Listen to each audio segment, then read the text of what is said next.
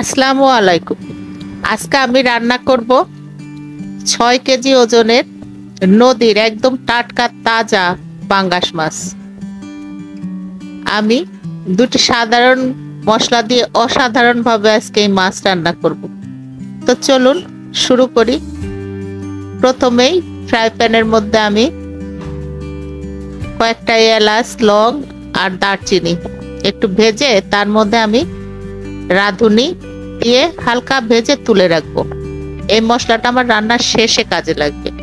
এবার ওই প্যানের মধ্যেই আমি পরিমাণ মতো তেল দিয়ে তার মধ্যে আমি কয়েকটি মেথি ফোড়ন দিলাম। মেথিটা যখন লাল হয়ে আসবে তখন আমি হাফ কাপ মতো পেঁয়াজ আর স্বাদ মতো লবণ দিয়ে বাদামি করে ভেজে নিব। ভাজা হলে আমি এর মধ্যে 1 চা চামচ রসুন বাটা, 1 চা চামচ আদা বাটা আর 1 চা চামচ করে মরিচ বাটা আর জিরা বাটা দিয়ে ভাজতে থাকবো। ভাজা হলে আমি পরিমাণ মতো হলুদ দিয়ে দিব। দিয়ে আমি সামান্য একটু পানি দিব। পানি দিয়ে মশলা কষাতে থাকবো।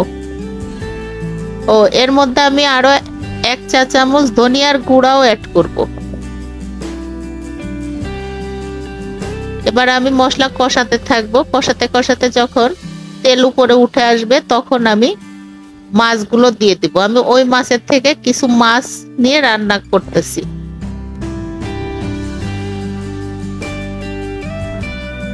মাছ দিয়ে আমি কিছুক্ষণ কষাবো। কষায় আমি ঢেকে দিব, ঢেকে রান্না করব। এবার কষানো হলে আমি মাছের মধ্যে আমি 1 কাপ মতো পানি দিয়ে দিব। পানি দিয়ে আমি ঢাকনা দিয়ে আরো 10 মিনিট আমি রান্না করব। 10 মিনিট পরে পানি টেনে ঝোল উপরে উঠে এলে আমি সেই ভেজে রাখা মশলাটা গুঁড়া করে তরকারিতে দিয়ে দিব। এই রাঁধুনি আর মেথি দিয়ে একবার এভাবে পাঙ্গাস মাছ রান্না করে খেয়ে দেখুন, এর স্বাদ বেড়ে দ্বিগুণ হয়ে যাবে। নামানোর আগে আমি কয়েকটি আস্তা কাঁচামরিচ ছেড়ে দিব। এটা আমি দিব ঝালের জন্য না, ফ্লেভারের জন্য। তো কাঁচামরিচ দেওয়ার পরে মিনিট খানেক রান্না করে আমি চুলা অফ করে দিব।